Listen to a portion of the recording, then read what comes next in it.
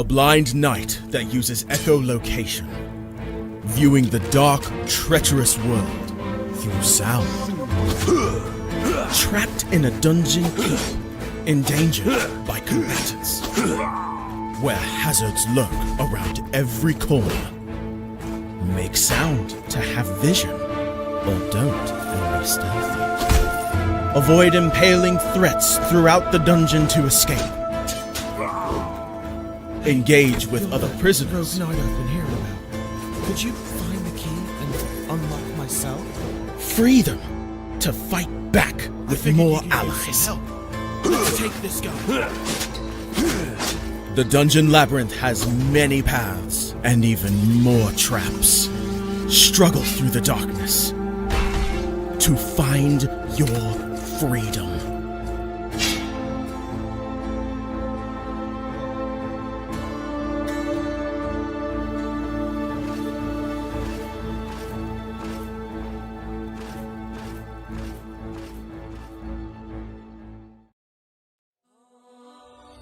When Alex became a god, he thought he would have no problems at all. Until...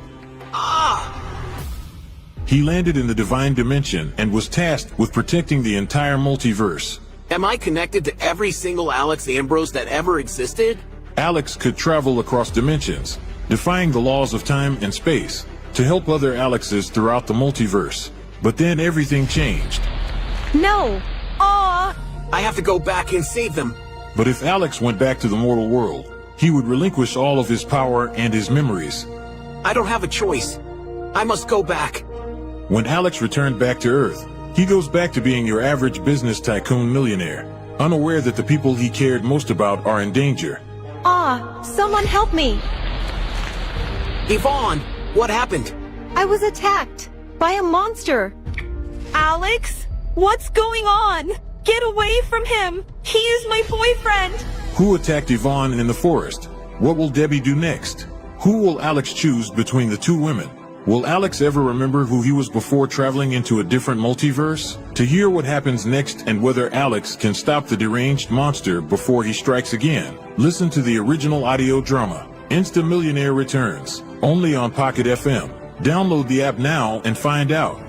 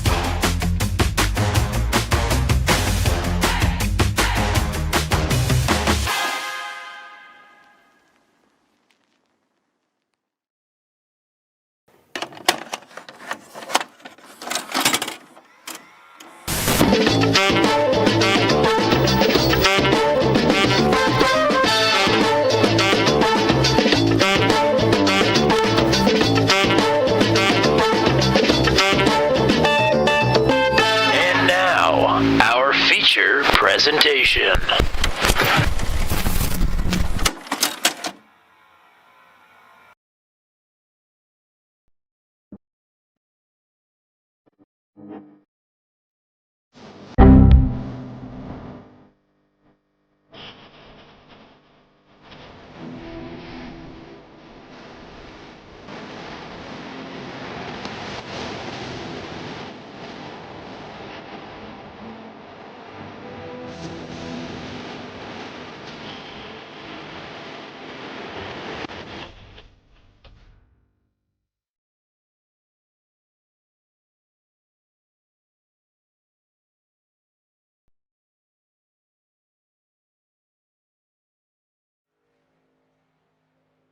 Congratulations on surviving the throwback race at North Wilkesboro Speedway. Your reward is a date with the Lady in Black. For the first time ever in Truck 200 history, we are live from the confines of Darlington Raceway, the 1.38-mile four-turn beast, one of the originators of NASCAR, and it's still as tough as ever, although they've been nice enough to add walls instead of guardrails from back in the day.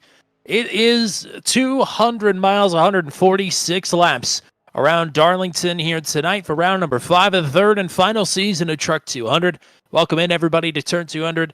My name is Tommy Cook. We got Matt Williamson alongside. Buddy, this is this is not the follow-up to North Wilkesboro some folks were hoping for. No, we're sticking down in the south, and it does not get any easier. This time, the drivers are going to be, I guess there were quite a few incidents last week for drivers just getting loose on their own, but there was quite a bit of trouble with each other as well. I think tonight is going to be more a testament of who can race the racetrack the best rather than race their competitors. But the battling is going to be hard. It's going to be fierce, and they are going to have to stick it out again here tonight. It's going to be a tough one. Really an abysmal night last Monday night. If you missed it, don't worry. You missed 24 cautions, a Truck 200 record. But some things did happen, and now how do the points look after North Wilkesboro? Because that was a cannon race. It was indeed cannon. Points were paid out.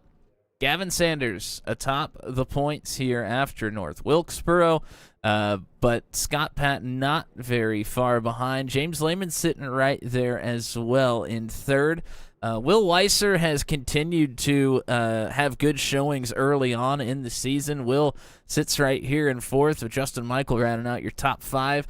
Brody Gunter, Mike Milfeld, and Charlie Widener should the season. And today, they would, or I guess right now, not just after today, but as of this moment, they would be in the chase. But we have a lot of season to go. Matt Schlosser only 15 points out of the cut line. Rob Haynes, Chris Howell, Caleb Bency all within 30. And then you got Brandon Groover, Heath Smith, Dakota DeMade, and Brad Slagle rounding out your top 16. But there are a lot of rounds left. There is still plenty that can shake up these point standings. 7th to 16th only being separated by, 130 points? In the grand scheme of things, we use a little bit of an inflated point scale here. That's not very much. It's well within a race. You could drop from 7th to way out with a bad race here tonight. So Mike Milfeld, Charlie Widener, feeling a bit of pressure, even with the chase still looming about 7 races ahead. And you talk about the drivers who are having good runs of late. Scott Patton and Will Weiser, they did not qualify very well here tonight. 18th for Patton, 28th for Will Weiser. Out of 30 drivers who set a time, we'll have 33 drivers, I believe, on the starting grid and actually make that 31, as I don't believe Mario Cappellucci, Joshua Matichek, or Hunter Leach are going to make an attempt here. So that will just leave Kevin Winker as the only driver to not post a qualifying time that will be on the grid. So 31 are going to give it a shot here tonight in Darlington. Oh, and by the way, it's dark right now, but you can see off in the horizon there, a little bit of light is starting to pop up. It's the sunrise race. We've had one every season. This is the final sunrise race of Truck 200. I'm glad that Venom has co-opted this tradition because it's a whole lot of fun. And just like that, there's a little bit of light in the air, and there is another pole position for Hunter and Grav, who will lead the field to the green here with a time of 28.745 seconds. Justin Michael on the outside pole. Gavin Sanders and last week's first-time race winner, James Lehman, starting to the outside of the points leader there in P4. Brody Gunter, Matt Schlosser on run number 3. It's Heath Smith and Andrew Vreeland back in the lineup here tonight, starting in P8.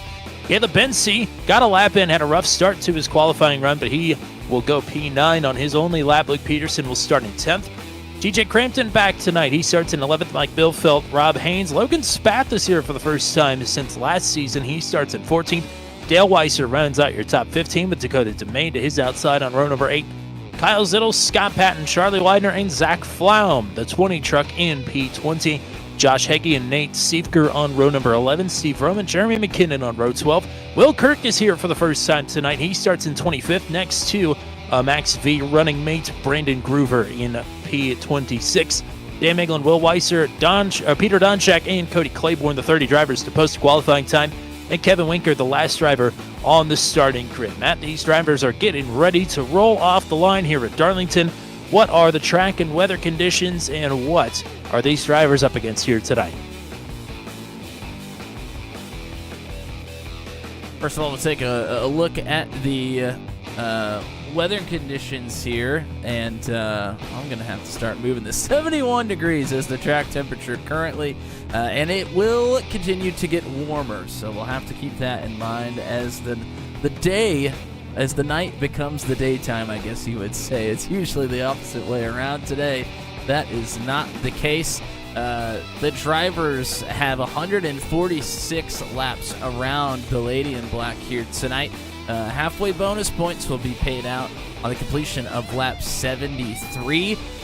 We have no faster pairs here tonight, so the drivers are going to have to make sure they don't hit that outside wall too many times, knock some wheels out of tune, if you will, because it's going to be a long night if you do that early on here. They do get 3 extra sets of tires. Those are going to be very important here tonight. And we are at 100% fuel capacity here in Truck 200, so they can go about 65 laps, maybe even a little bit further with quite a bit of off-throttle time. We have seen some major fuel save plays here in the past across various leagues, putting the clutch down on entry into the corners and such. So a lot of things are on the table and at the driver's disposal here tonight.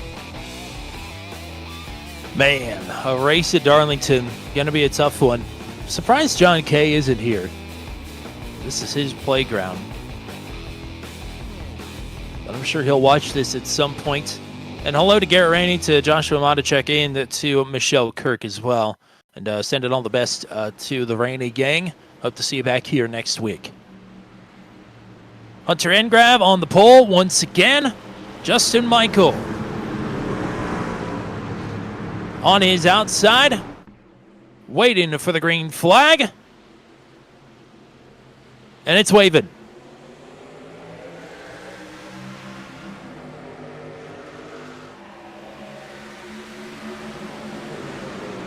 Engrav with a whole shot.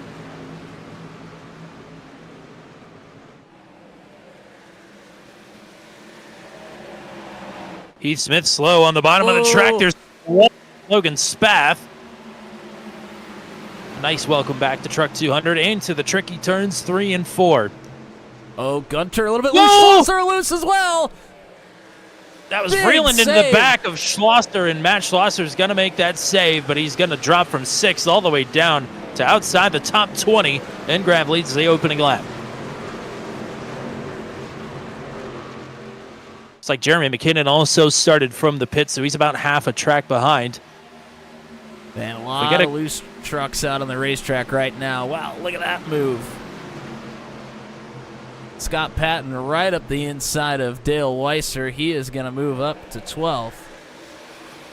Big moves already from Patton, who started a lot deeper than he wanted to, I'm sure. But 18th to 12th in 2 laps, nothing to sneeze at for the 46. Engrav has company up front as Michael and Lehman now going to duke it out for second. James Lehman underneath the dotted white line. That works early on, not so much later, but he makes it work here. Well, we might have opened the floodgates last week for Lehman, who got his first win at North Wilkesboro after taking his first runner-up the week before. 2 in a row, not out of the question here today for the South Carolinian. Yeah, driver, the number 50, is really getting after it right now, right on the back bumper of Engrav there in the 77. On the flip side of that, we know Justin Michael and Hunter Engrav are both the drivers to take it a little bit easy on the start of the runs, really save their stuff, and that's going to allow James Lehman to move right on through. Justin Michael will follow suit, and here's Gavin Sanders and Brody Gunter now. Top 5, almost nose to tail down the backstretch here on lap 5. Yeah, you have to be able to save your stuff, but once you get later on in the run, it's also very difficult to make passes here, so you cannot give up too much track position, although we have a lot of racing left here tonight. So if you're giving up some track position right now, I wouldn't be in too much of a panic. Here's Sanders underneath. Tight quarters here. Engrav going to get his Darlington stripe a bit earlier than he was hoping for. Down to cover off former Venom Truck Series teammate Brody Gunter, but Sanders will move up into 3rd. As James Lehman's got a healthy lead, about half a second over his teammate Justin Michael. Things are really starting to tie it up here in the middle of the top 10. Engrav, Vreeland, Bensi, Crampton, Rob Haynes trying to get himself up here into the mix as well. Oh, Vreeland pounds the wall. That was Vreeland. A hard shot there into turn number 1. This is his first race back since Atlanta in round number 2. Rob Haynes going to go way down the inside of the racetrack to get to the inside of the 26. So Vreeland will move from 6th down to 9th, with Luke Peterson right behind after he just made a move on Mike Milfelt last time around to move into 10th. Lots of movement early on here. Gunter hanging right with Hunter Engrav here. Might try to make a move into turn 3. That is for 4th. Gunter going to try and rocket around the outside here. He's got a lot of momentum up there by the wall. Man, if you can figure Darlington out, it's so much fun. But for the drivers who can't, it's a nightmare. And believe me, that's myself included. I feel like that's most drivers. But obviously some folks up front have it figured out. Yeah, I think it kind of depends night by night as well. I mean, you got to be able to get a decent qualifying effort because track position is important. But it also, I mean, the first 25 laps of a Darlington race is going to determine how your race is going to go. If it goes bad, it's probably going to be a tough night in general. If it goes pretty well, you're probably going to be okay. Dale Weiser just gave up a 3-piece, went from 13th to 16th in turns 3 and 4. As Logan Spath, Kyle Zittel, and Charlie Widener all got through. Watch it for Will Weiser. Remember, started back in 28th. He is making progress slowly. He's up to P25 and working on Dan Miglin. When you start that far back, to me, you have a little bit more freedom to save tire. I mean, I know when you're back that far, you feel like you really have to go, but I think you're left with a little bit more freedom. You don't have anybody breathing down your neck. You can kind of run your race as it comes to you rather than being at the mercy of somebody pushing you from behind. 2 fourths and a second for Will Weiser in his last 3 starts. Would love to keep the top 5 train rolling, but he's got a lot of work to do here. Lap number 12 is on the board this time. Lehman leading by nearly a second as Engrav and Rob Haynes are side by side for P7.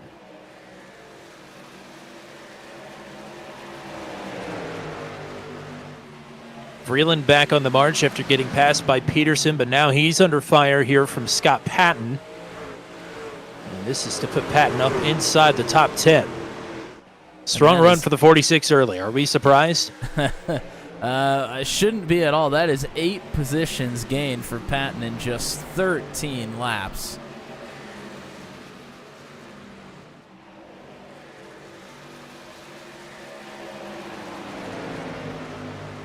Oh, we got one in the wall. It's Dan Miglin. And Miglin will continue on. That is in P27.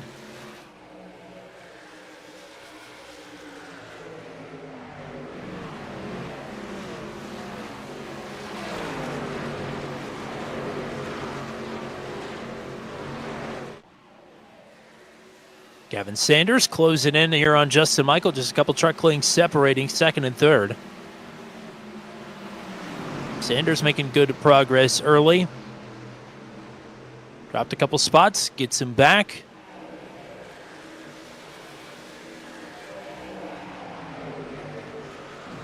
It feels like tonight may be the night that we have our first repeat winner of the season, considering that the drivers in first, second, and third have all won races already. Yeah, I don't know. We've seen things go south in the front in a hurry here at Darlington before. That is also true. I'm not going to count any chickens before they hatch here. And Dan Miglin is going to pull it off on the backstretch, and he is going to call it a night.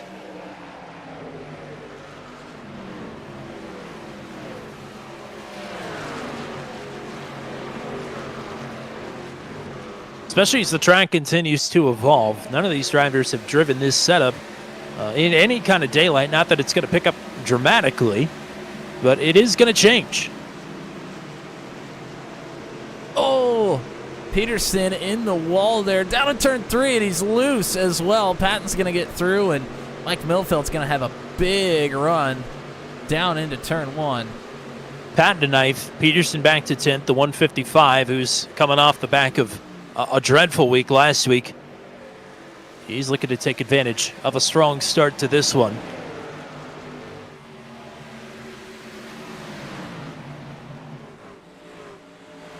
Peterson back on the march forward here. Yeah, once you light those rears up, it's tough to get him back. It's going to take a couple of laps, taking it a little bit easy to cool him down. Milfeld right here. Peterson sends it down into the turn to try and keep the 155 off of him. Oh, and Milfeld's in the wall. We will continue to see that throughout the night, as Vreeland also in the wall in the same general area. And all of a sudden, things are tightening up rather quickly for the lead. Michael and Sanders have both caught James Lehman, who is spinning. And he is going to hit the inside wall hard. Lehman with big-time damage. And that slows Justin Michael and Gavin Sanders down. Brody Gunter has taken the lead. Wow, from 4th to 1st. Goodness gracious. That was one of the biggest sends of all time. Unfortunately for James Lehman, he might be out of this race with a meatball flag. Here's Caleb Bensey now onto the scene. Boy, that certainly changed the complexion. Well, when this spreads out a little bit, if it does, we're going to have to take a look at that, because that was an unholy pass. But great heads-up driving there. Kyle Zittel is moving backwards. He just lost multiple positions. Brandon Groover has been on pit road here as well with damage. He's another one of those drivers in that big points gaggle. And here comes Will Kirk now to pit road as well. So problems early here for a number of drivers, not unexpected, I should say. Here's Bensey to the inside of Justin Michael, looking to move on to the podium. Michael up into the wall. Yeah, Michael getting tight, and that is, I mean, it's just going to continue to happen. Trouble! Throughout the run, caution is out. Luke Peterson is stalled on the top side of the track. Andrew Vreeland was in an awkward position with oncoming traffic as well, and that is going to be our first caution. Don't have too much room to work with here. When it comes to turns 3 and 4, there's about 1.75 lanes to work with, and they usually go in there too wide.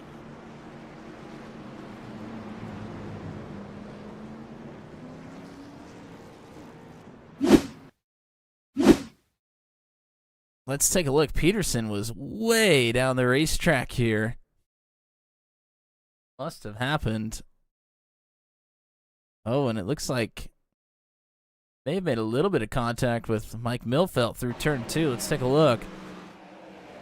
Milfeld up top. Oh, Peterson gets loose on the bottom. They touch. Peterson pushed down a little bit there. Oh, and then Peterson, that thing just turned straight right. Some contact there for Vreeland. I mean, that's almost like a wheel. That's almost like a hardware issue, it looked like. We'll go on board here and take another look. But that thing was going into the corner, and then all of a sudden it just went to the right.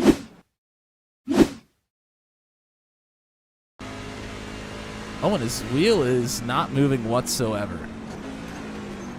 Yeah, he had a meatball flag before he went into that turn, so obviously something broke. But Big time. He makes contact with Milfeld, and after the contact, his wheel just... That is so strange. I mean, his wheel's literally not turning at all. It's not just that he had a wheel disconnected, in the virtual sim where there's a problem with the tire or the wheel or something on the front. I mean, this looks to me like a hardware issue.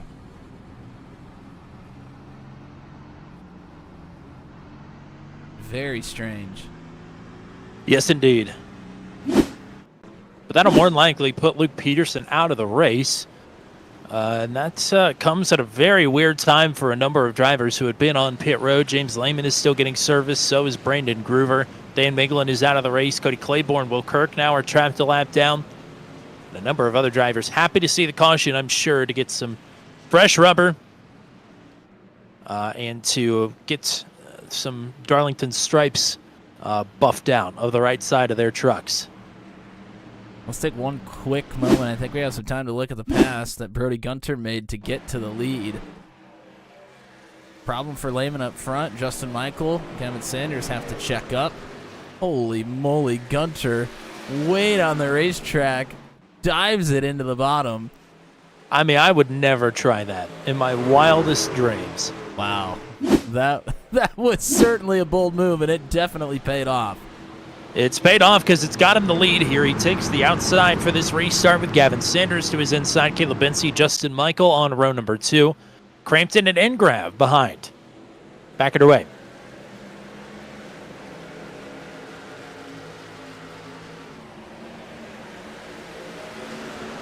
Not a great restart for really anybody there other than Gunter, who obviously was able to take the jump.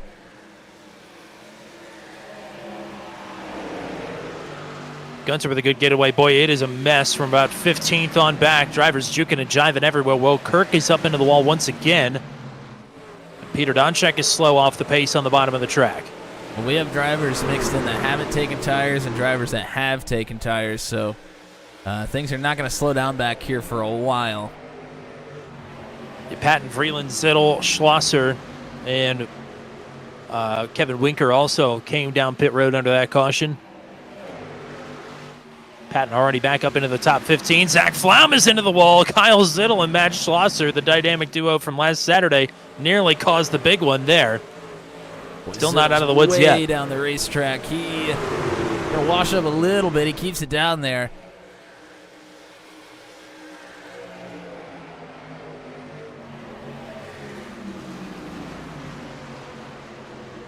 Sanders reeling in Gunter. Zittel, a little bit of contact with the left rear of Flaum, but he gets through on the bottom. Patton and Domain some contact further back as well. They're both going straight. Luke Peterson's night is officially over. Not to be unexpected there. Vreeland trying to cross Zach Flaum up. He's going to get to the inside down into 1.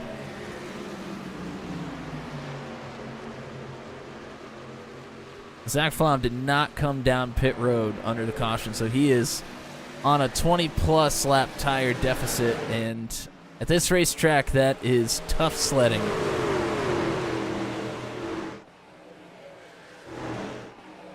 Here's a move to the inside for Hunter Engrav on TJ Crampton.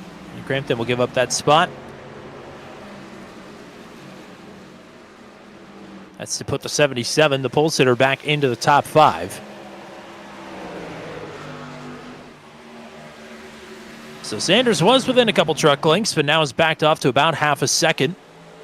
With Michael, Bency, and Engrav now the rest of the top 5. Scott Patton on fresh tires, rolling back up into the top 10 now. Caleb Bency and Justin Michael doing some battle side by side here. Oh, we got trouble. It's Zach Flaum and Brandon Groover, and the caution is going to fly once more. We talked about things being rough for Zach Flaum. All of a sudden, it's getting worse.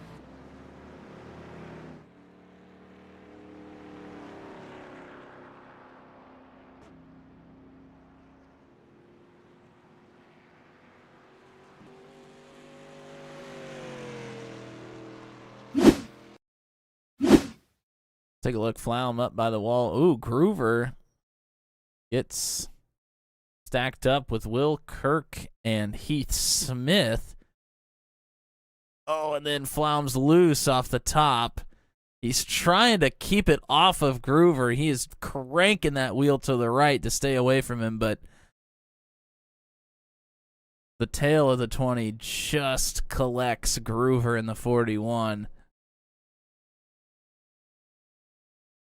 Or there was probably an apology over the radio as Flaum was trying everything he could to not hit Groover down below. He was put in a tough spot there with the contact between those trucks in front of him as well.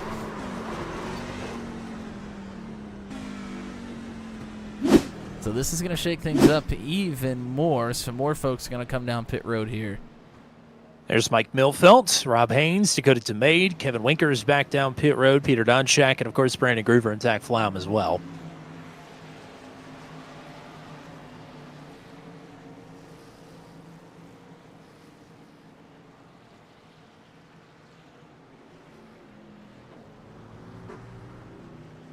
Rob Haynes will be the first off, followed by Mike Milfelt.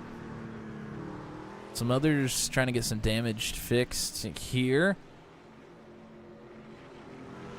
Peter Domchek, Kevin Winker.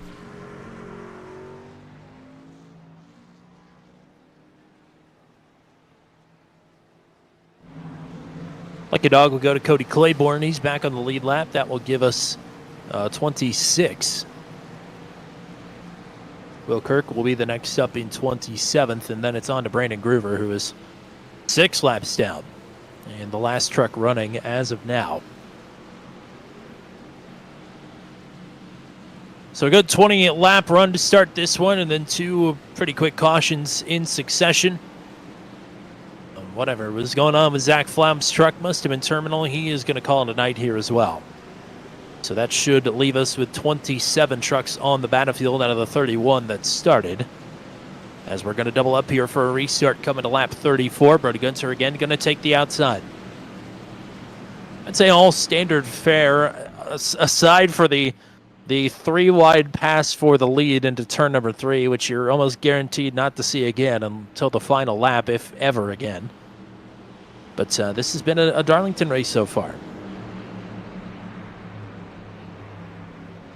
Certainly has, and looking for a long green flag run to really get that tire wear. Who can save it, who cannot.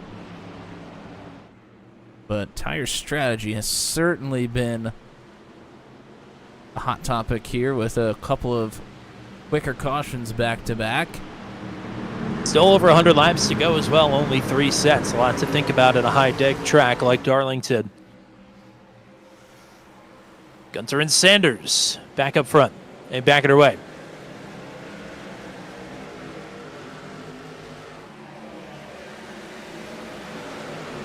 Side by side for third. Bensy and Michael. Michael has room to operate underneath of Gavin Sanders and will take the spot away.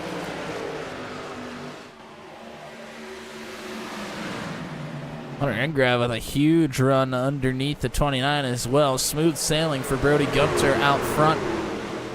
Ooh, Josh Hagee 2 slow. by 2 behind. Some contact between Sanders and Michael as Sanders got loose out of 4. Looking more like Daytona at the front of the field here. Justin Michael trying to get up to second. Bensy got into the wall. Scott Patton going to get underneath. TJ Crampton had to check up big time. Big hit to the wall there for Gavin Sanders. Scott Patton, remember, on fresher tires, about 20 lap better than the drivers he's around. Gunter still leading.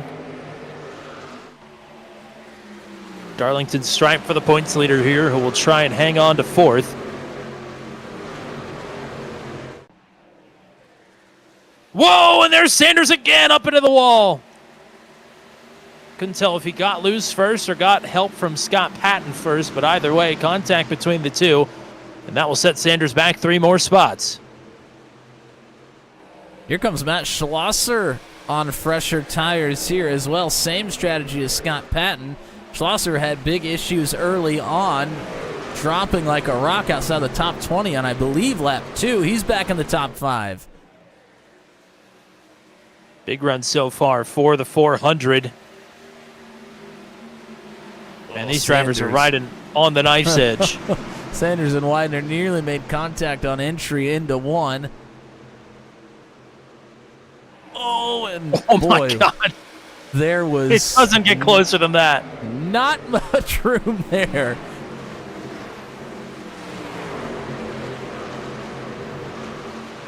Charging Charlie up to 9th. Trying to fend off Zittel and play offense on Gavin Sanders. Meanwhile, for seconds, here is Engrav through on Justin Michael, and Scott Patton will push him through.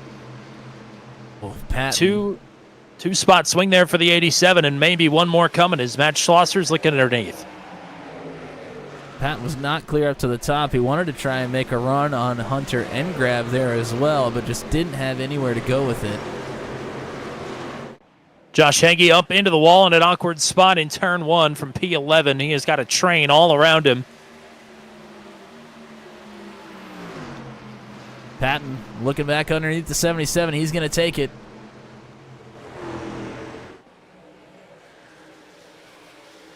Oh, Bensey further back into the side of Justin Michael as they both get loose out of 4. Remember when I said they were going to race the racetrack rather than each other? I was dead wrong.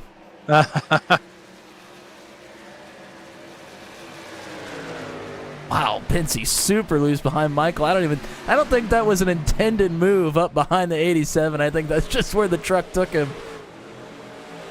Gavin Sanders on the outside of 3 wide. Man, and up back the wall in the again. wall again, Sanders. That's at least the 3rd time. This has been a tough few laps for the 99. A little bit more spread out behind him. Here comes a battle for the lead. Battle for the lead as Charlie Widener got into the wall. Scott Patton is now through to take the top spot on much fresher rubber. Schlosser in the 400 trying to make his way up to the 77 here as well. Meanwhile, back behind him, it is getting even crazier than it has been, if that's even possible. TJ Crampton has to check up for Kyle Zittel. Justin Michael looks a bit loose there off of 2. Here comes Jeremy McKinnon. Where did he come from? I don't know. McKinnon into the mix for the first time tonight inside the top 10. He's past Crampton, looking to get past Justin Michael. That will put him up to 7th if he's able to unseat the 87. McKinnon on that same tire strategy as Patton and Schlosser. Kyle Zittel also on that same strategy down on lap 22. First driver in the running order that came down on lap 31 is Mike Milfelt. He currently sits in 9th. And I hope this goes green. I really want to see how this plays out. I know it's not very likely, but a lot of great drivers in very difficult positions fading through the field on old tires.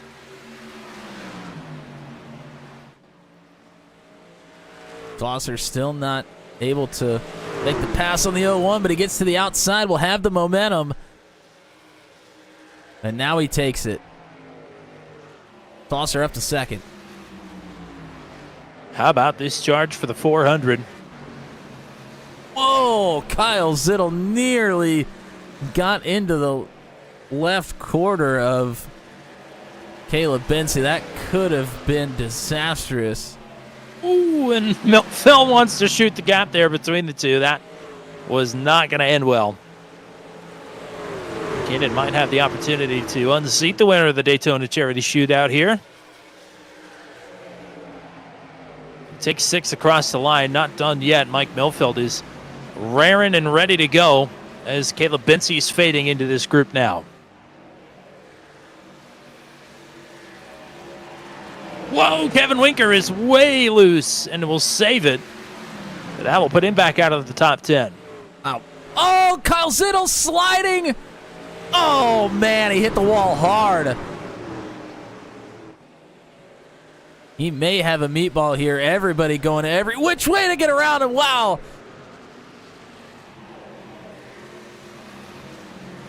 That was a rough one. Just a bit of overcorrection after sliding sideways and absolutely pounded the wall with the right front. Well, that is a good night over for Kyle Zittel. In an instant.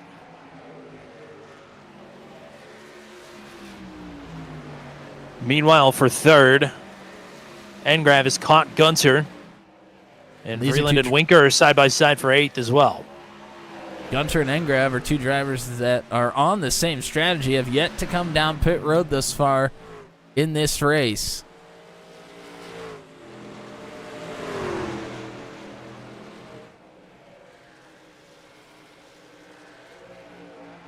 Oh boy, here's Luke Peterson in the chat. We might find out what happened with the wheel there.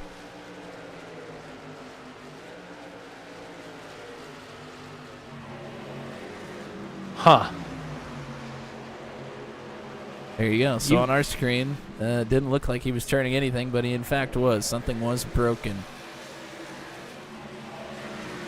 You really don't want to break anything in your IRL equipment if you take contact in the sim. No, that's kind of the whole reason we have the sim, so you don't ruin to anything not when you break make stuff. contact. Exactly.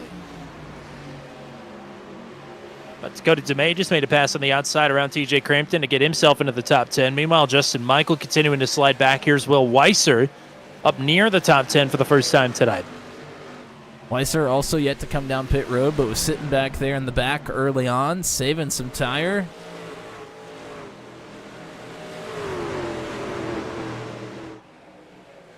Kevin Winker just got through on Caleb Bency for 7th.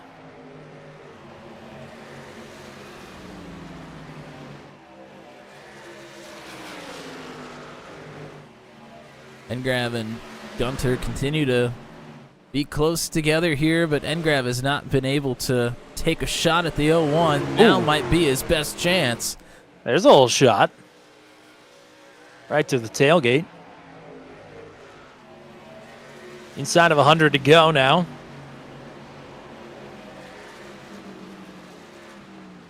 About 21 laps from bonus points being paid out. There's a lot of folks that are probably going to have to come down pit road for fuel. Oh, no! Gunter! Hard into the wall after getting... Oh, no. Jeremy McKinnon gets tagged. My goodness. Well, it is all falling apart.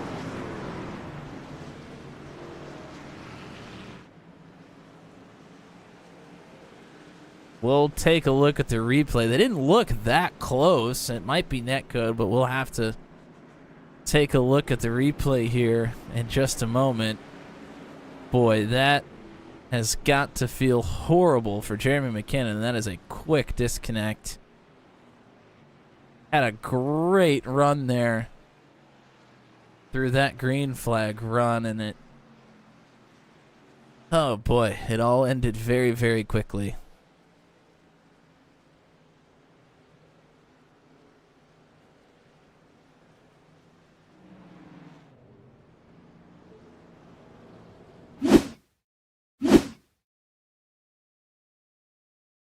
Take a look at the replay. We're going to take a camera angle we typically don't take here. We're just going to go to the chase cam. And I was mistaken. There was definitely some contact there. Now the question is, who do you try and blame it on? I mean, they're both turning down into turn number 1. Appears that Gunter comes down before Engrav starts to make his arc into the corner. And then Gunter bounces off the wall and McKinnon piles right in.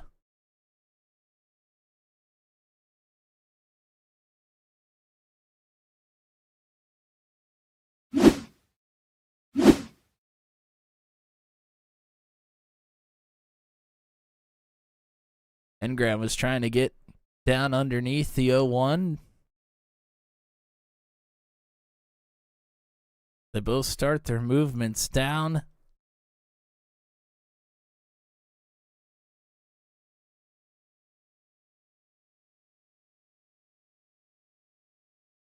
Those are two drivers that were teammates last season in the Venom Truck Series. They love to race each other hard. They always cut it up. I'm sure they're both pretty frustrated with the result of that one, however. But that changes the complexion of this race quite a bit. as you can imagine, a lot of drivers came down pit road. Well, there are a lot that had to come down pit road. They were going to be getting close to their fuel numbers, so that was really a good thing for a lot of drivers out there. But it looks like the top 6 did not come down pit road. Yeah, Patton, Schlosser, and Vreeland came down on lap 22, so they are pretty deep into this run. Milfelt, Winker, and DeMade came down on lap 31, so really not much of an advantage for them either. Over 20 laps on their sets of tires. McKinnon and Gunter have retired from the race. Scott Patton, the first driver to take the inside here tonight. Green flag. Shout out to Top George line. Jorno in the chat. Yes. Hello to Jordan. Top line stacked up a bit. It forces Caleb Benson to go to the middle here. Oh, and that man. is a needle threaded by the 29. Meanwhile, quickly up to second, here's Mike Milfelt, and he might want to get up to the lead. These drivers need to be careful on fresh tires. It's been a while since they know what cold tires feel like. Really, just be careful in general here at Darlington. Don't ever let your guard down. Milfelt to the inside of Patton for the lead here. 155 on the point.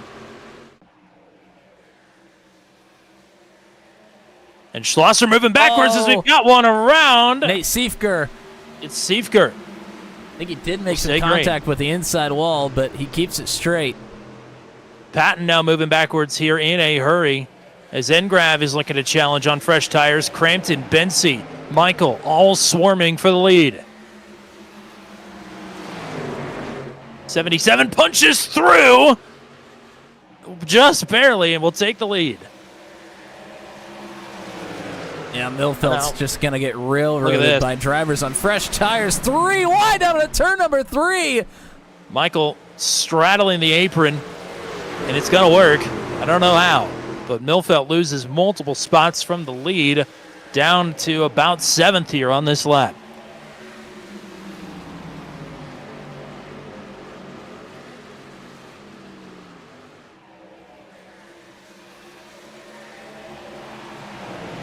Drivers on old tires going backwards here in a hurry. Milfelt down to 6th.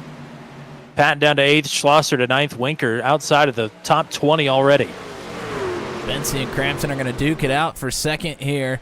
Bensi is clear, barely out of 4.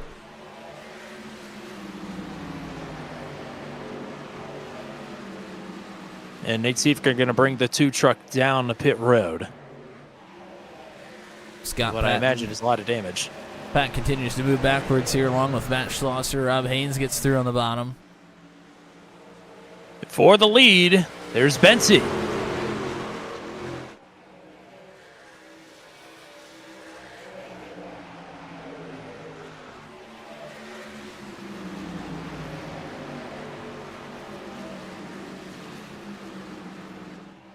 How about Steve Vroman trying to get into the top 10 for the first time tonight? Haven't talked much about the double O's.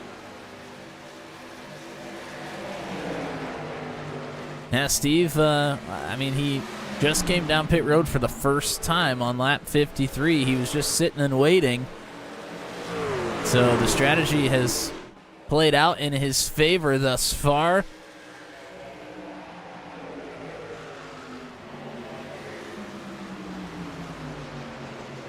Oh, Engrav up into the wall.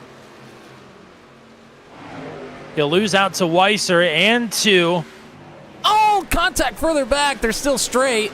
Cody Claiborne made big contact with Scott Patton. That was Patton and Logan Spath who were going to get the worst of that. But we're still green.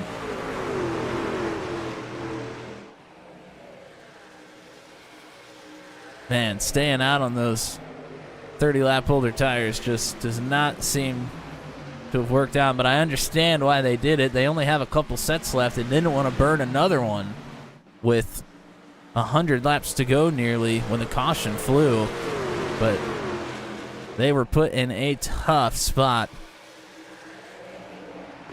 10 laps to go until halfway bonus points are paid out, so more than likely those drivers are going to lose out on those as well. Crampton in second behind Caleb Benzie. Go ahead. Matt Schlosser's been able to hold on a little bit better here. He just got passed by Gavin Sanders, and now Dale Weiss are going to get underneath. Schlosser's going to settle around 15th for a little while here. Steve Roman gotten through on Mike Milfelt, who is another one of those drivers on the old tires. Milfelt will get passed up here shortly by Josh Hagee, who is looking to get stage points for the second week in a row.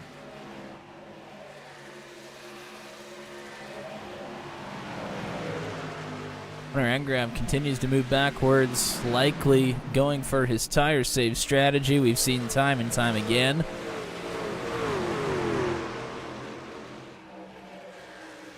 Meanwhile, Justin Michael is looking to take second away from TJ Crampton. Tight confines here. And Michael is through.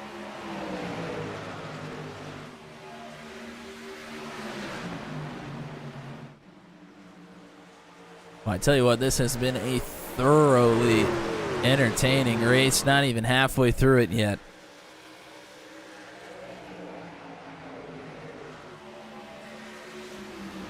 Yeah, lots of battle in here. I mean, Darlington, obviously a very racy track. It's just also very destructive at the same time. Rob Haynes threw on Hunter Engram for 7th.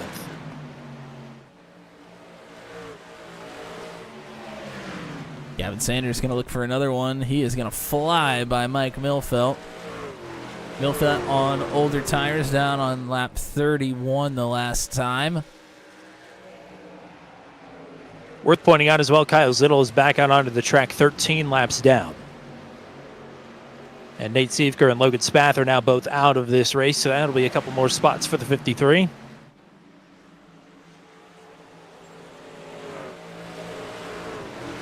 Haven't gone on board with anybody tonight at full speed. Let's go ahead and go on board with Heath Smith here.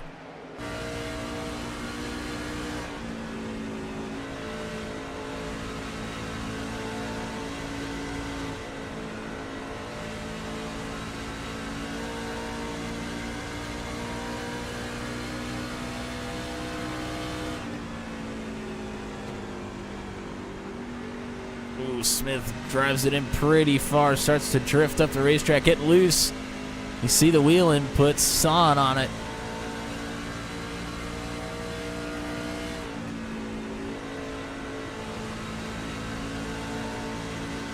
Running a bit of a slider line, diving down to the bottom on entry, sliding up towards the wall through the middle, and then hammering it on exit.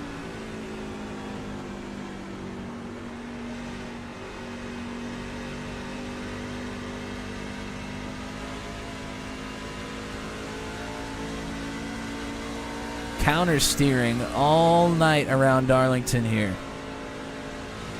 It's rough.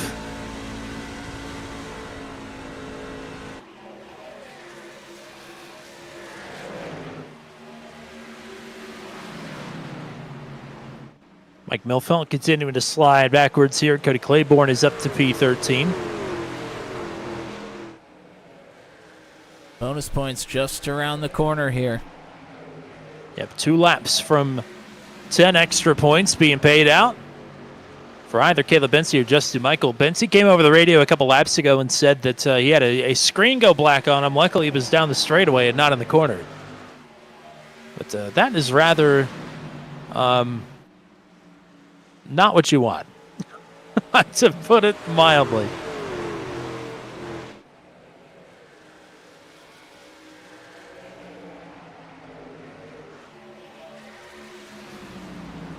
Final lap in the stage, and Michael's cut it to a couple truck lengths here. Does he have something? Benzie, after a rough couple of races, needs some extra points. Will he have 10 or will he have 9? Here's Michael to the inside.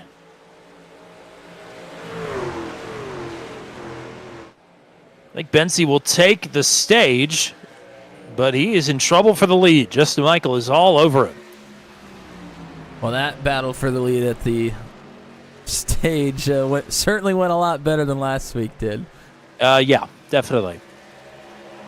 So Benzie, Michael, Crampton, Widener, Weiser, Smith, Hayes, Engrav, Roman, and Heggie will get some extra bonus points. That was not good. Yeah, I got a little bit nervous there with Michael diving it down in there, wanting that extra point and the stage win. But he's a professional. Not that those other two from last week aren't. But boy, not that they Scott really Patton got and Heath after Smith aren't. And it was actually Michael who went through both of them while the calamity was happening to pick up the stage win. So, yeah, Michael disqualified on the final lap for exceeding the incident limit. So he lost a ton of points in the final 0.6 of a mile last week. And looking to make him up any way that he can. Oh, man, tight confines. Engrav getting underneath of Rob Haynes. So Engrav feels like now is the time to start pushing again. Has been sitting back and waiting, let a bunch of folks get around him, and now he's going to try and climb his way forward. So let's look ahead to the improbable green flag pit stops. If you're Schlosser, if you're Milfeld, if you're Patton, when are you coming down pit road?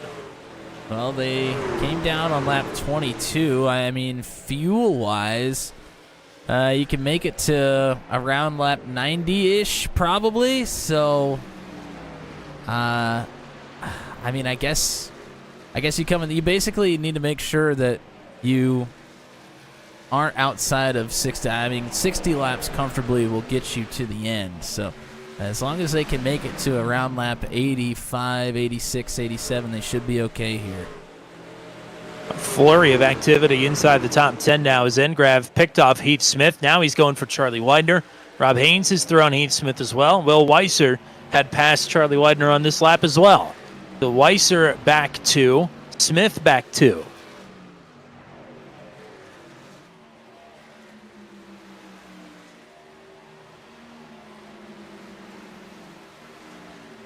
And Benzie still leading by half a second. Check on track temperature here. 75 degrees the track temperature now as the sun is starting to rise. It's only going to continue to get warmer.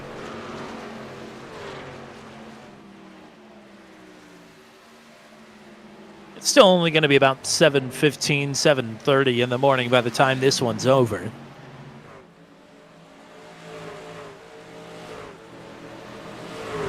I'll tell you what, excuse me. Racing during a sunrise is, it just doesn't feel right. No, cool, it doesn't. But it feels very strange. So it's having it here at Darlington, no less, has got to be a funny feeling for these drivers. This is truly one of the only places you'll ever see it. I mean, on iRacing, not just Darlington, because I don't think anybody in their right mind would ever try this. I've had the privilege to do the long stint during the sunrise for the Moon Car 24 hours of Martinsville a couple of times, and when you've been racing for 3 hours straight and then the sun starts to come up while you're racing, it is a delirious feeling. It's like jet lag, but it's sim lag. As there's Brandon Groover staying out of the way. More lap traffic, including Scott Patton, who's in 19th.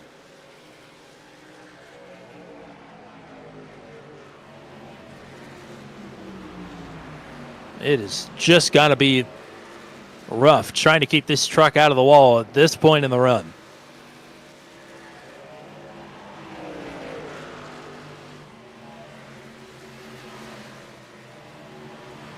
Oh, Benzie walks right up to the door there.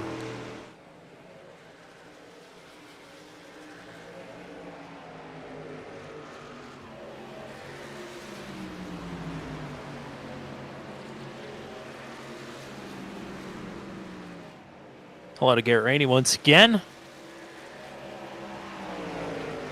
Garrett's got his work cut out for him next week. You know what next week is? No, I do not. Oh, yes, I do. Yes, It's I the sure New Year's do. Dirt Nationals from Volusia. Oh, sweet baby Jesus. Yeah, baby. That's going to be Might have that's to going to be an interesting one. might have to put up a practice session for that one just so I can get out there with some of these drivers and see how it's going to be. There you go. I think that is in our future.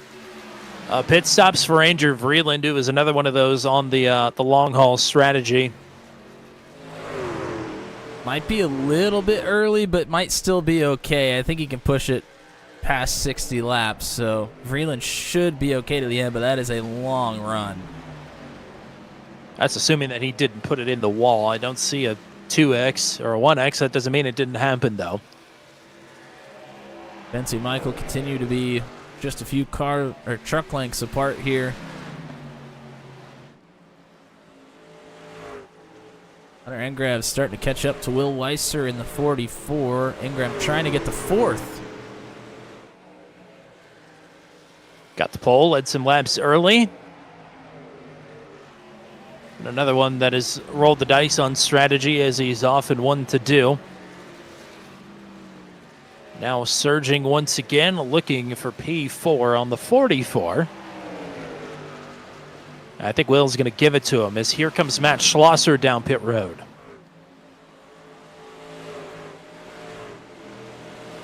There we go. Schlosser made it to 60 laps to go, and he said, I've had enough.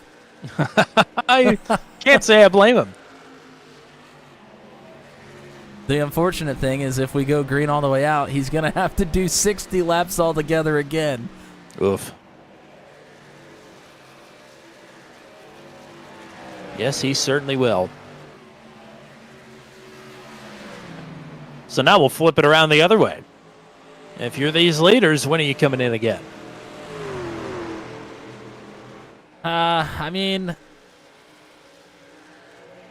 I think they're going to have a bit of an advantage here. I mean, you obviously don't want to go too far. They came down on lap 53, so they've only run 35 laps on this set. I'd say you want to make it to probably where you've raced 45 or 50 laps on the set, so I'd give yourself between 40 and 47 or 8 laps to go and come in. So right around lap 100, I feel like, is probably where their eyeballs are leading them. Here comes Scott Patton. A couple others left to trickle in, including Mike Milfelt. Yeah, Milfelt, DeMade, and Winker came down about 10 laps later than Schlosser and Patton. So if they want to push it a little bit further, they can. But for them, I don't know if there's going to be a whole lot of benefit to it. I wouldn't be surprised to see the three of them come in pretty quick. Winker about to be put a lap down here as Caleb Bensi approaches pretty quickly to the back of this 42 truck.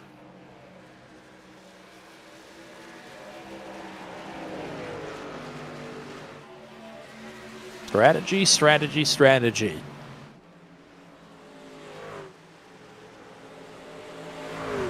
The only thing is, if they can get a caution to come out, they may just try and run it out of fuel if they can stay on the lead lap. Well, you're about to see the speed differential as here comes Matt Schlosser up behind Crampton and Michael.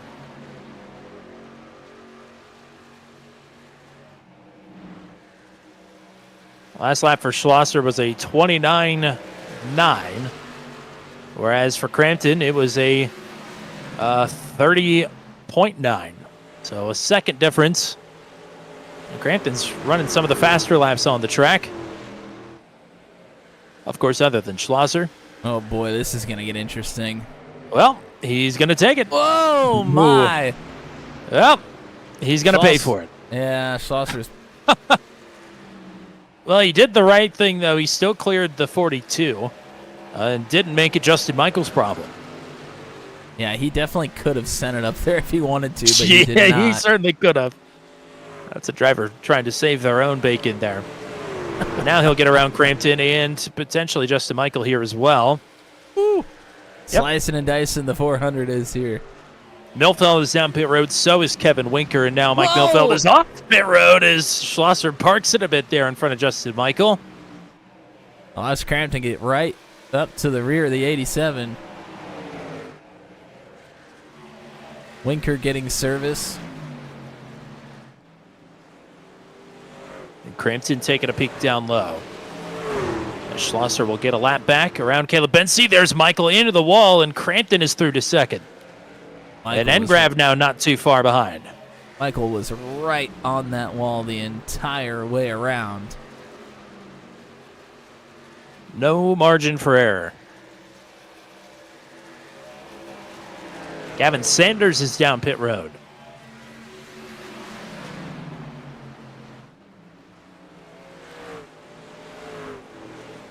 Cody's Maid coming down as well.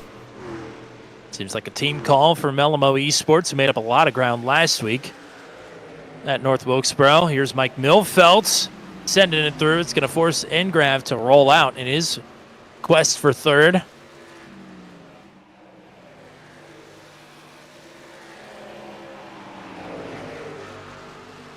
The pit stops for these top drivers are not too far away. I think Garrett Rainey hit the magic number 100 right about on the head. I think some of them are going to try and go a few laps further, but I don't think it'll be too many.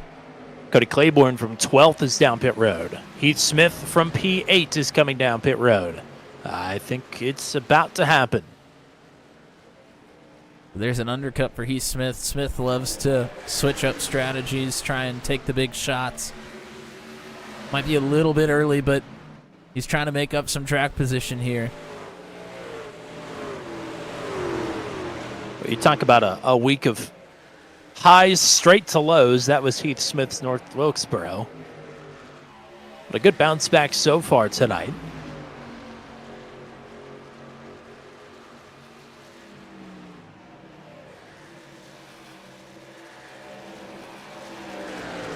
As Crampton now leading by, or rather Bensi leading by 1.5 seconds over TJ Crampton.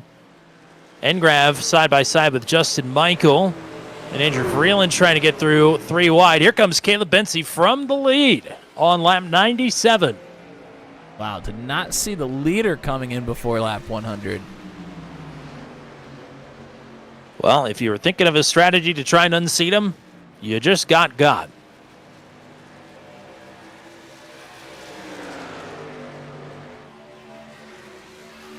Crampton says he's pitting now from the lead.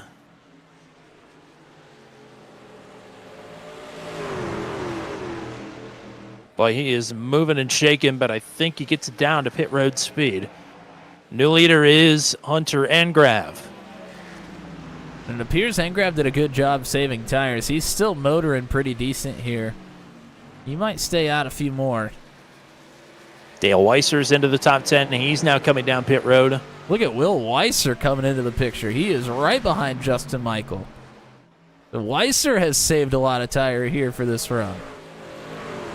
Remember, started down in 28th. Trying to make it 4 top 5s in a row, including a podium last week, a runner-up at North Wilkesboro. From a long way back.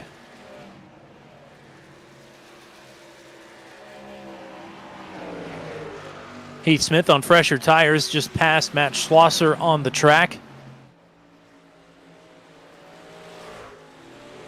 Caleb Bensi from the lead, already back into the top 10.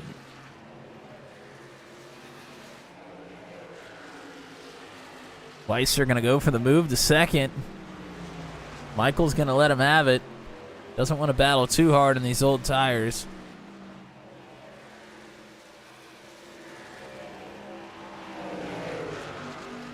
Weisser walking right up to the wall there, out of turn number 2.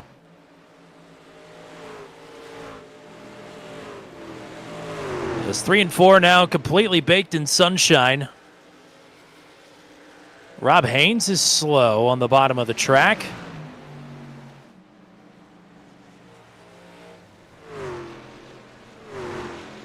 And he will bring it down pit road.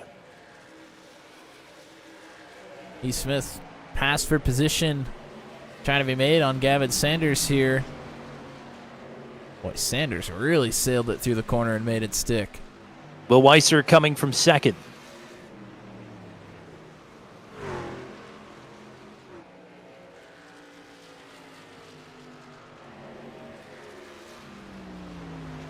Looks like a fair amount of damage on the right front there for Rob Haynes.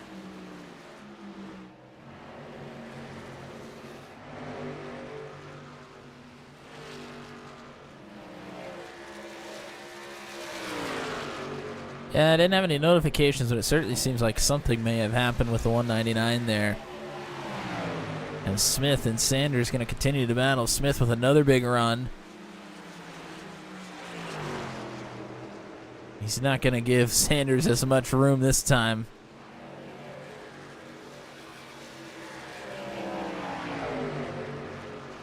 Oh, and Sanders is going to get... Oh, maybe Smith is going to get stuck behind Vroman. Wow, that was... that got interesting for both of them very quickly. Smith still makes the pass.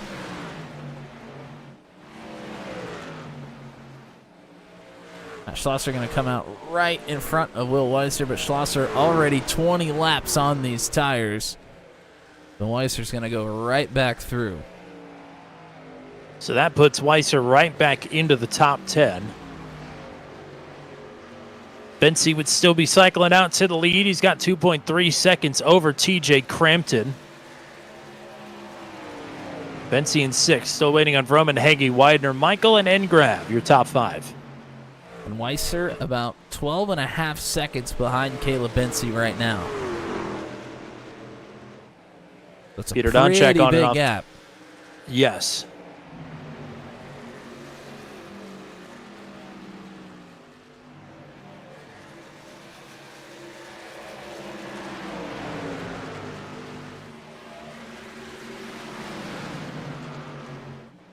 And it's only those top 5 drivers that are on the lead lap. So should there be a caution right now, everybody else would have to take the wave around and be behind the drivers who have yet to pit. I would imagine that's what a couple of these drivers are banking on.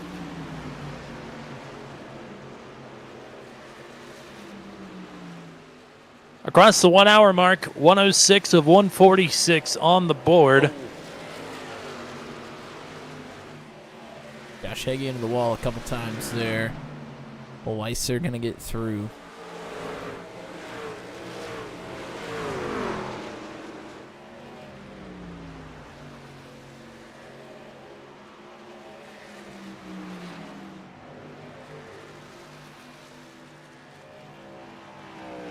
I am a bit surprised to see Engrav and Michael stay out this long. Oh, these are two drivers that save early in their runs. But, man, they love to push it hard, and they can, too. And I'm sure that's exactly what they're banking on, a huge come-from-behind, fresh tire, eat-em-up victory. Engrav says he's pitting this time. Here's Josh Heggie from 4th. We'll see if Justin Michael follows suit or if Widener or Vroman will bring it down pit road to complete the cycle.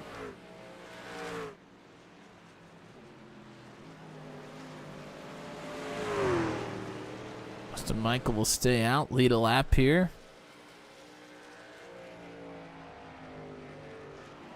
No speeding penalties so far.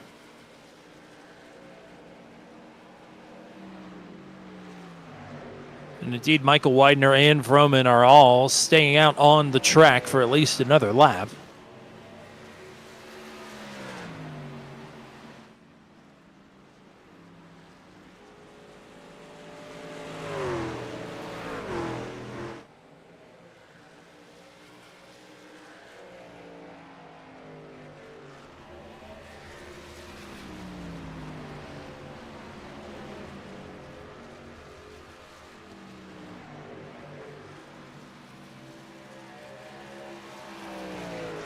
Oh, Kevin Winker is around.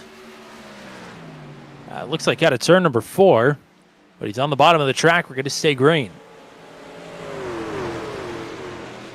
Didn't even get the notification that anything happened. I just saw that he was slow.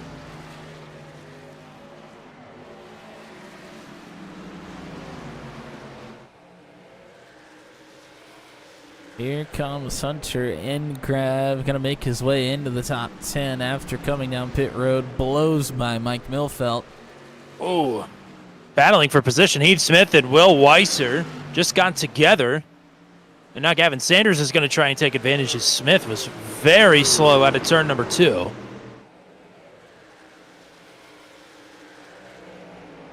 Weiser starting to cut into the gap up to Bensey. Only 11.5 seconds now. Still over That- 30 laps to go. That is the race leader that he just passed, Justin Michael. So he's back in the lead lap. Justin Michael says he's pitting this time. Charlie Widener will follow him as well. So that would leave Steve Froman. Ooh, Michael nearly locking it up and spinning it out there. Trying to get everything that he can. But he gets down to pit road. Widener follows. Vroman is going to stay out and lead himself a lap. Meanwhile, Hunter Engrav, purple lap.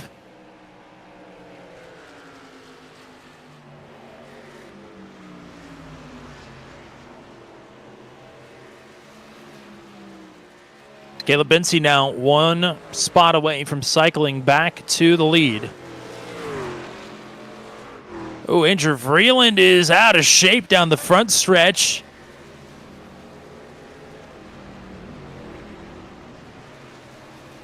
But he collects it, stays on the bottom of the track, and will stay green. Here's Steve Roman down pit road, and here is Caleb Bency back to the lead.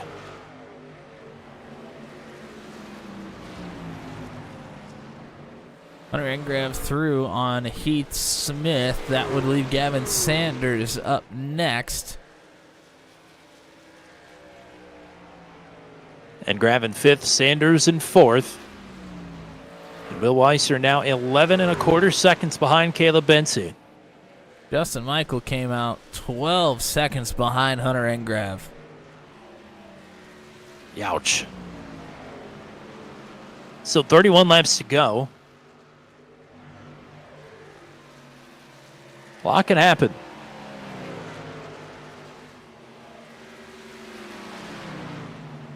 Josh Hagee's been basically giving Caleb Bency a bump draft down the straightaways. Now is finally going to get through on him.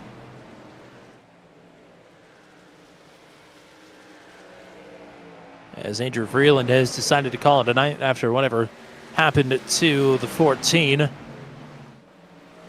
There is Engrav through on Sanders. Steve Roman on fresh tires. The He's gonna freshest let tires, in Engrav, fact. yeah, he's going to let Engrav through, but maybe coming back to him.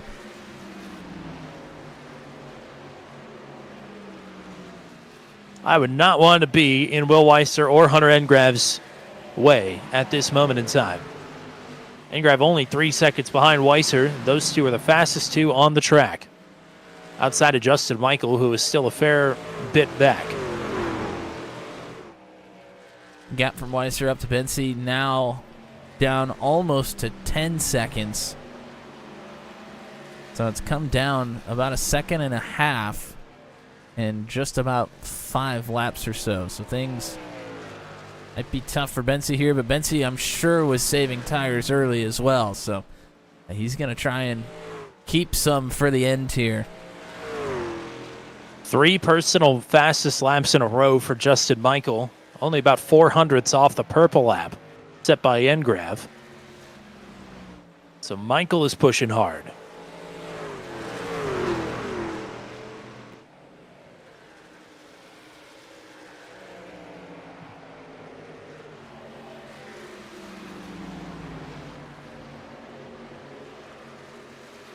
Michael's going to fly up on Mike Milfelt. Milfelt going to nearly put it in the wall to give him room.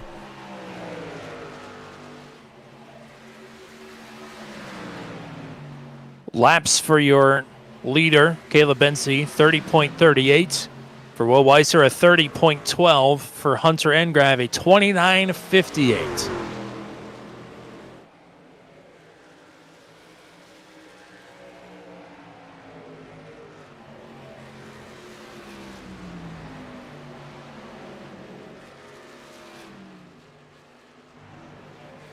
And for Michael, it was a 29.44.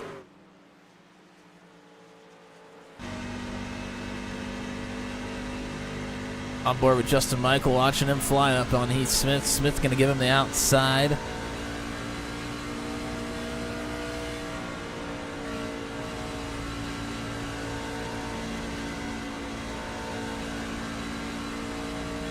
Engrav is catching Will Weiser fairly quickly as Weiser's caught Dakota DeMade in traffic.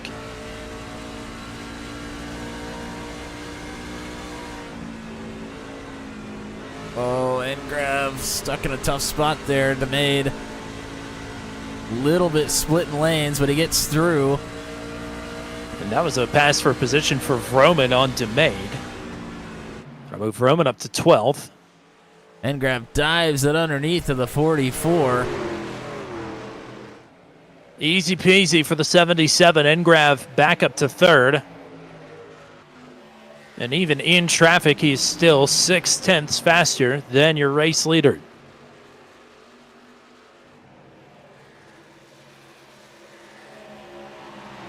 Steve Vroman on freshest tires on the racetrack. He's going to try and get through on Weiser as well. Justin Michael flying up on Gavin Sanders. 87 through to 5th. On older tires, Matt Schlosser just got through on Scott Patton, who I think just hit the wall out of turn 2.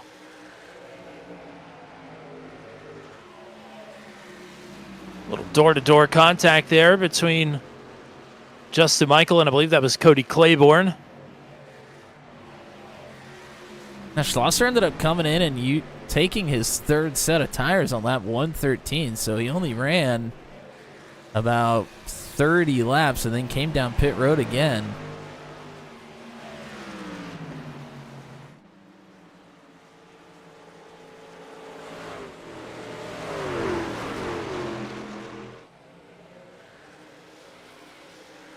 Josh Heggie through on Mike Milfelt to take 8th away. Charlie Weiner on his way through as well.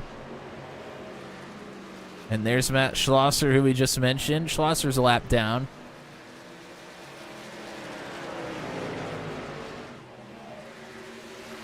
And Heggie gets through on Smith as well. So will Widener.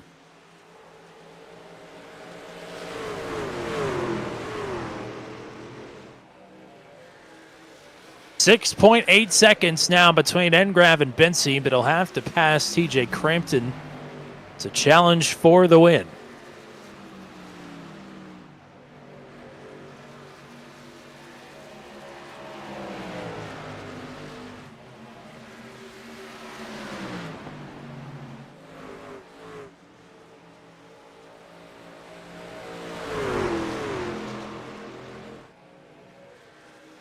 Josh Heggie and Charlie Widener are going to do some good battling here. Heggie pushes the 95 into turn 1. 19 laps to go.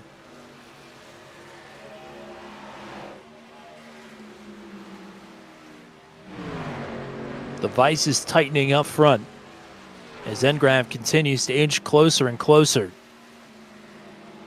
Woohoo! Steve Vroman loose back behind Engrav there. Vroman a lap down.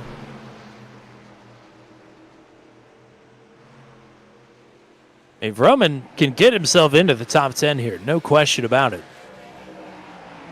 And he's got more speed than what he's even running right now. He's kind of staying behind Engrav as to not mess anything up for the lead.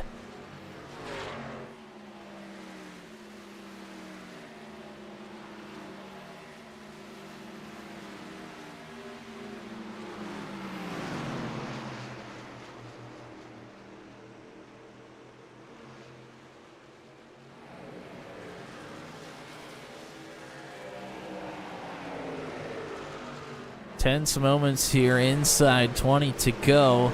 Engrav 10 lap fresher tires than Crampton and Bensi. Will it be enough?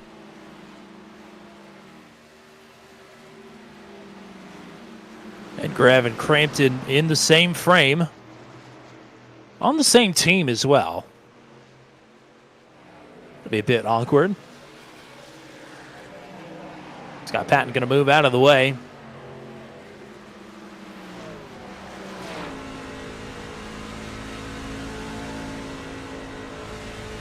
Justin Michael might be able to catch Will Weiser by the end of this one, and we'll have a good battle for 4th.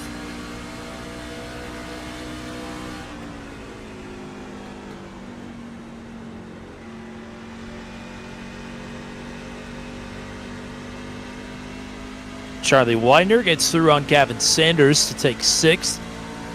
A solid night for Charge and Charlie tonight.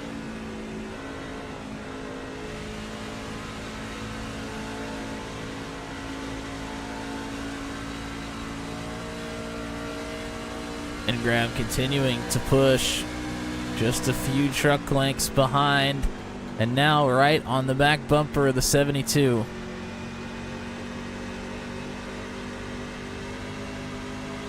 Little bit loose out of turn 4. He's going to look to the inside.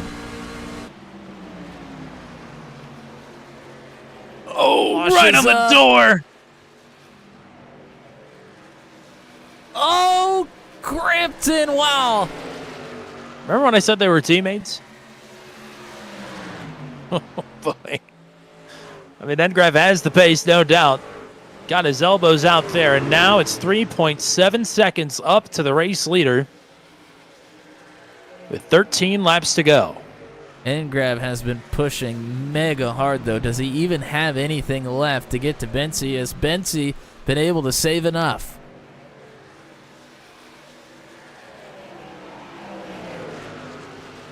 Should be a good indication here. Engrav with a little bit of traffic in front. We'll see what kind of lap time he throws down.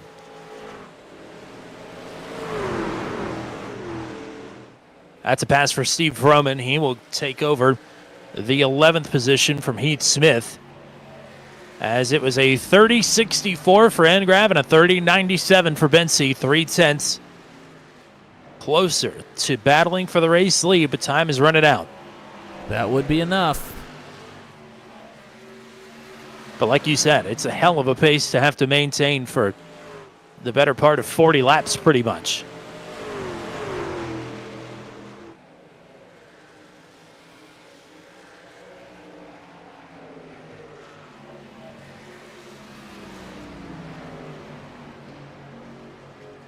Oh, Engrav into the wall, splats it hard.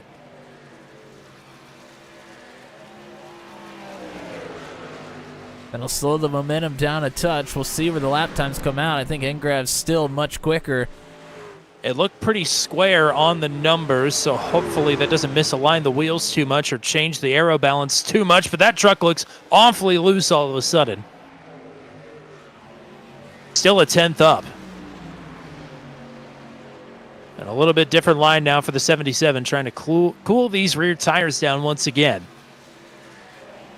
He's going to need more than a 10th a lap, though. He's going to have to make up quite a few here.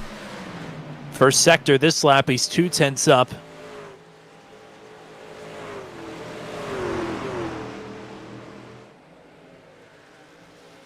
No big bobbles that time, so you might have this tire temperature back under control.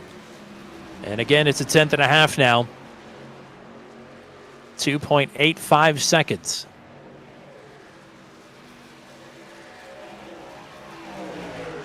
Roman maybe flirting with the idea of trying to get by Engrav. Looks to be much quicker at this point. For Vroman, he's got Dale Weiser ahead, and that is to get into the top 10.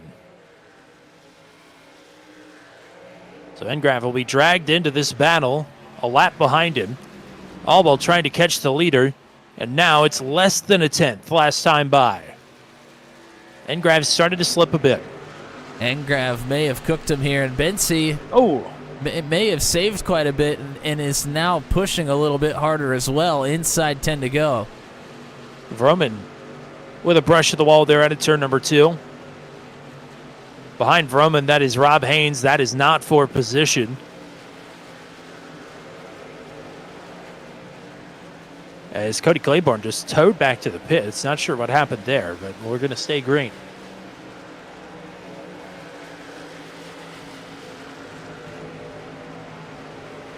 Weiser going to move down. We'll see if he moves back up in front of Roman. He will not. Not a whole lot of space to try and pull that off. So Dale, solid run for Dale here today in the 30. He will drop outside of the top 10. Boy, the run is really stalled out for Engrav here. He's still faster, but again, it's just a 10th here and a 10th there. It's 2.6 seconds.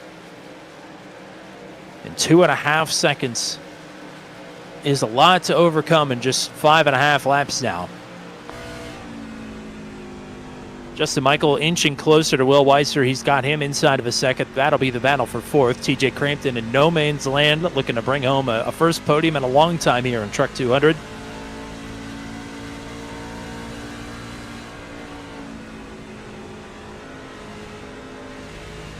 Oh, Heath Smith is slow on the track. He's back up to pace, though.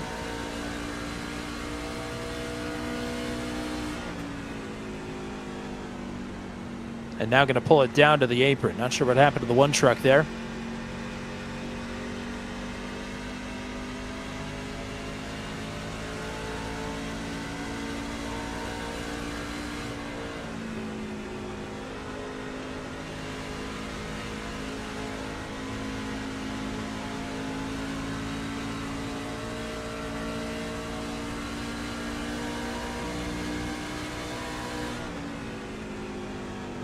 Time is nearly out.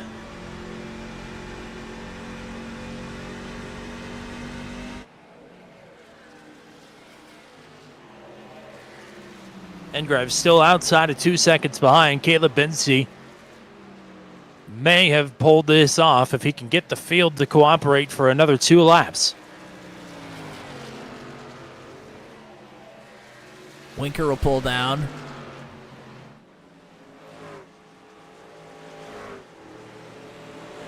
Inside of 2 seconds here.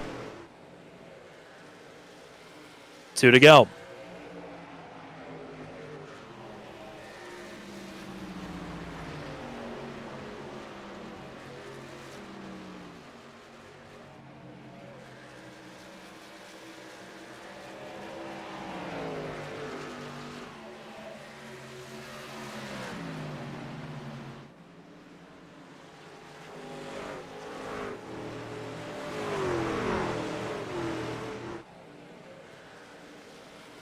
And the white flag is out.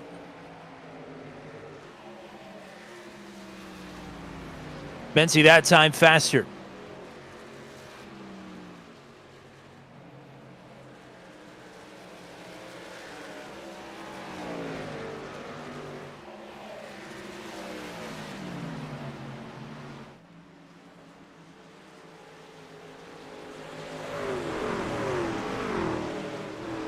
Five different winners on the season. How about it? The reigning champ is back on the board. Caleb Benzie is back on top.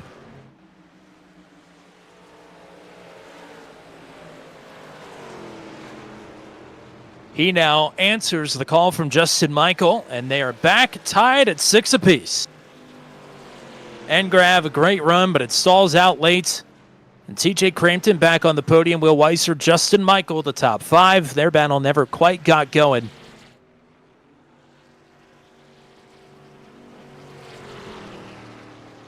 How about that run to the finish? That's classic Truck 200 right there. None of that 24 caution BS.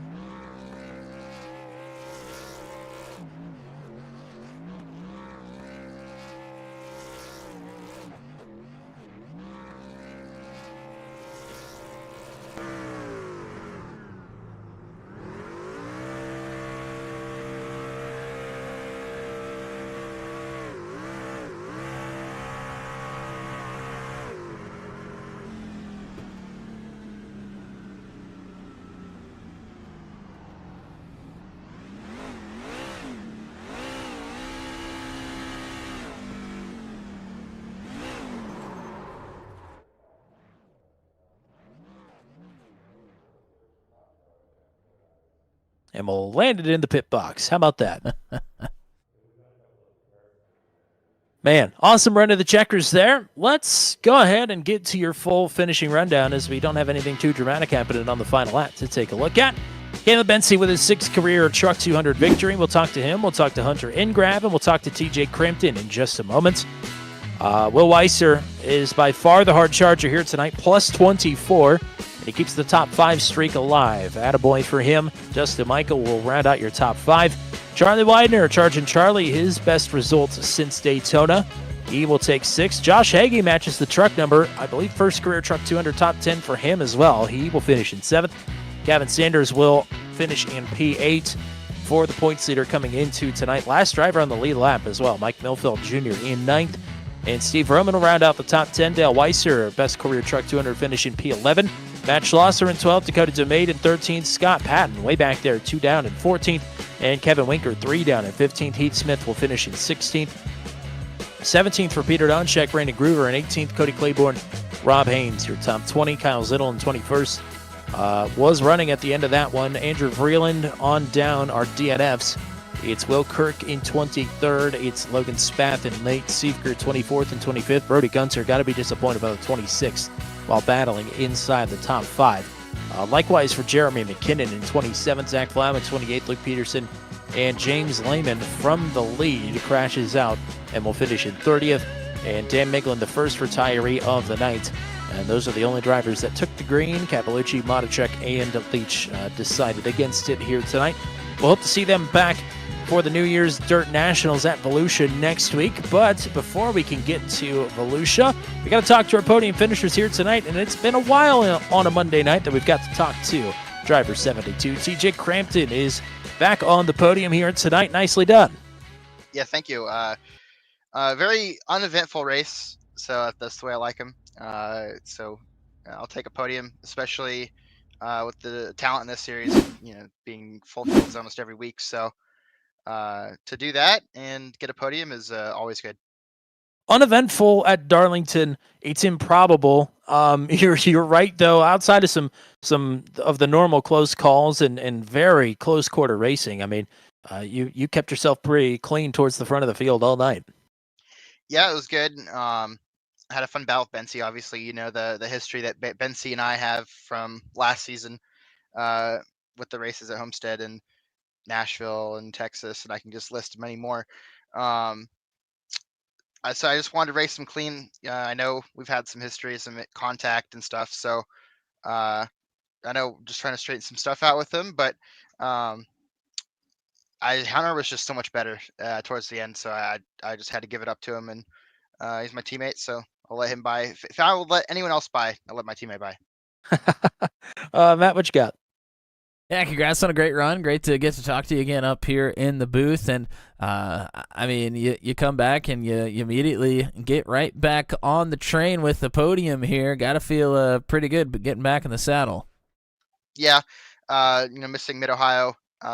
Honestly, I just missed Mid-Ohio because I don't like the track. So I will take the blame for that one. But Wilkesboro, I had to miss because I was deathly sick. Not deathly, but more of a overreaction. But I was sick for like 2 weeks. So just starting to get better. Thankfully, just before the Chili Bowl, so I can go to the Chili Bowl.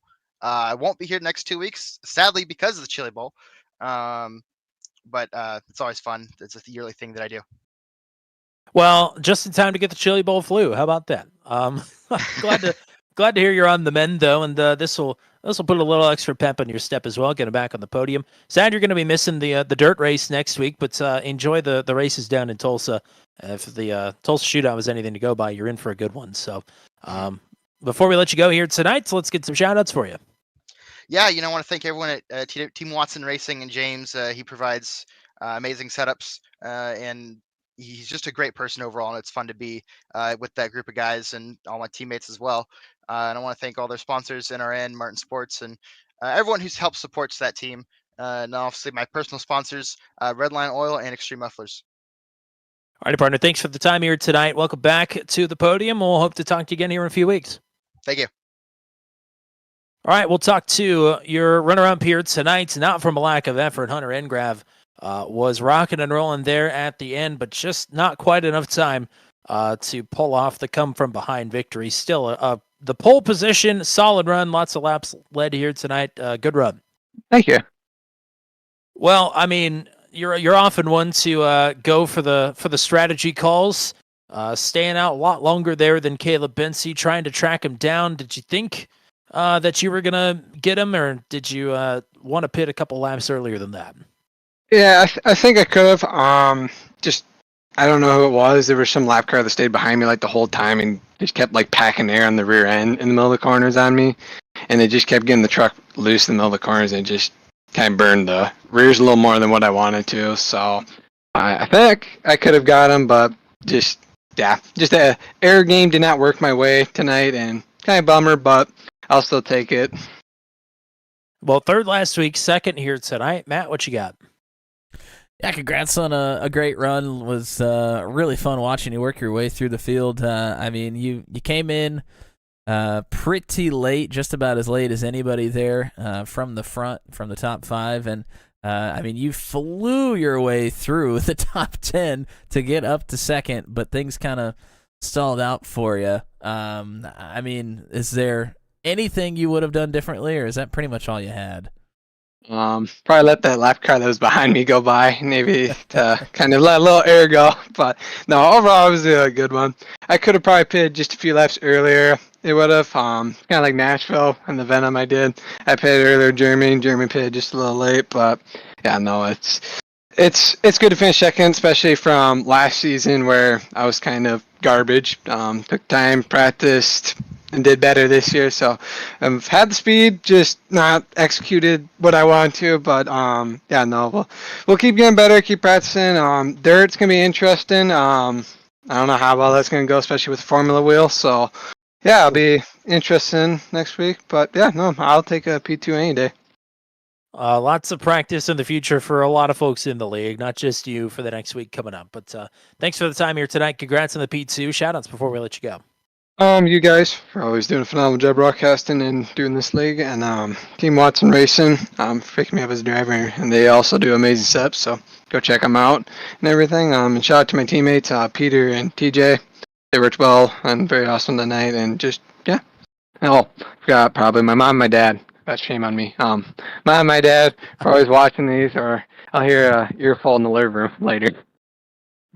Alrighty, partner. Thanks for the time. We'll talk to you again hopefully next week. Thank you very much, gentlemen.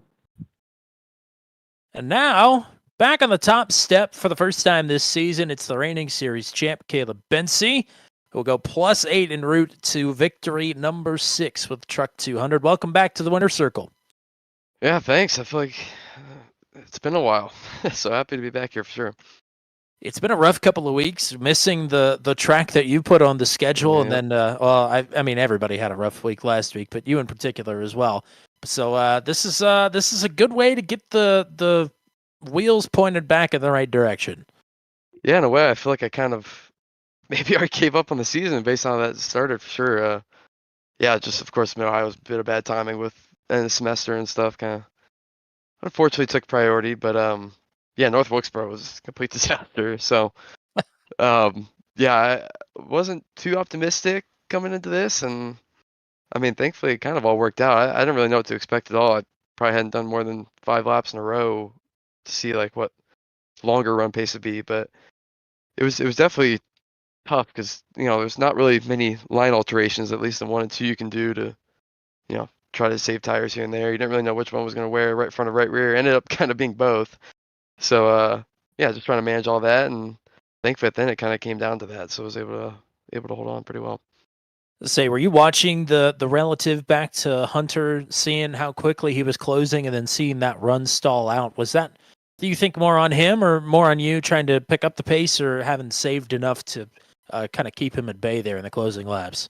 Honestly, I was not watching him too much. I was more so watching TJ because I knew he was the one that was, he only had like 2 laps fresher tires than me or something. So I knew I couldn't really race Hunter. So I figured like, well, the only competition or only real like benchmark, I guess, comparing myself to lap wise was TJ. So starting to put the gap on him towards the end, kind of just validated what I was doing and just kept doing what I was doing, and because that's all I really could do. But yeah, I was hoping Hunter would kind of stall out eventually because he was coming quick. But that whole stint, I was pretty conscious of the tires and was pretty easy on them, but still had some good pace, I thought. So yeah, I was hoping it played out the way it would, but was not overly confident it would. So yeah, thankfully it all worked out. Matt, what you got for the champ? Yeah, congrats on the win and a great run here. And I got to be honest, you scared me a little bit when I saw you come in before lap 100. I thought for sure you would at least get to maybe 101, 102. But I mean, is that just more you being comfortable with the long run versus the short run, or is there anything else that goes into that decision? Yeah, definitely more so that. I think I in retrospect, I definitely pitted probably 5-10 laps earlier than I thought. Obviously, Gavin's with us, and Gavin pitted earlier, and I don't know, it just made me think I should too.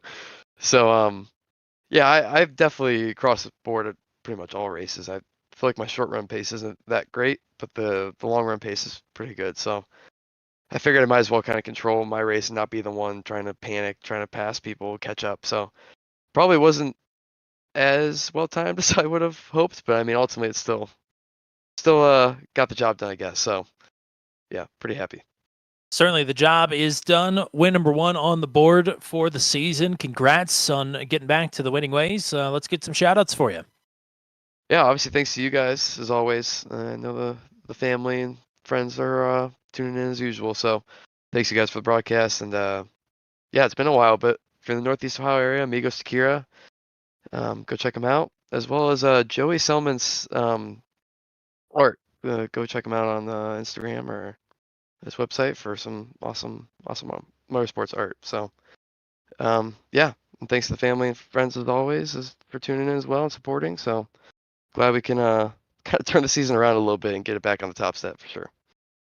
Absolutely, partner. Go celebrate the win. Go party hard. We'll hopefully talk to you again next week. Yep, sounds good. Thank you guys. All right, we're going to wrap this one up quick. I want to go watch some wrestling. Matt, I mean, in terms of turnarounds, this is a damn near perfect night. Yeah, that was going to be my point, that after last week in North Wilkesboro, the drivers did one hell of a job turning it around and giving us a fantastic show from top to bottom. I mean, battles 2, even 3 wide at times, and very minimal cautions for the type of racing that we saw here tonight. So big shout out to everybody that was on the racetrack and everybody that was off the racetrack as well. Jordan Journeau, Garrett Rainey, glad to have you with us here a little bit tonight. And thoughts and prayers are with you and your family. Luke Peterson was here. James Lehman, unfortunately, was in the chat much earlier than he would have hoped. Marilyn Beck, Pamela Engrav, Michelle Kirk, Josh Matacek, and we're all here as well. Thank you guys for tuning in for this one. I know it was a good one and you enjoyed it. Thanks for tuning in, and we'll see you next time. Absolutely. I don't think, correct me if I'm wrong, I don't think we have anything between now and Volusia. I don't believe we do. All right, so we'll see you in Central Florida next week at Volusia for the New Year's Dirt Nationals. A bit of a modified way of doing things. We're going to have 24 drivers in a feature, heat racing format, the whole 9 yards. It's going to be a blast. It's going to, well, for some drivers, it's going to be an absolute disaster. Excited to get down there and give it a shot, though. Our only dirt race in Truck 200 history. It's going to be a fun one. We'll hope to see you there, 7:30 p.m. Eastern Time. Go watch some highlights of the Motor Stardom Daytona Charity Shootout from 2025, featuring the second closest finish in channel history. 3/10,000ths of a second. That's awfully tight. Go watch that. It's up on the channel right now. And we'll hope to see you back here next Monday night. Until we meet again, for everybody here on the channel, for the GOAT, the one and only Mr. Matt Williamson, I'm Tommy Cook, saying until we meet again, so long, and congratulations to Caleb Bensey on win number 6 in Truck 200.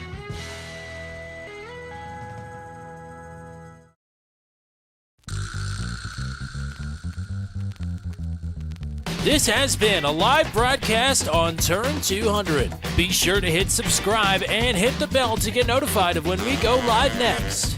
Thank you very much for joining us, and we'll see you again soon.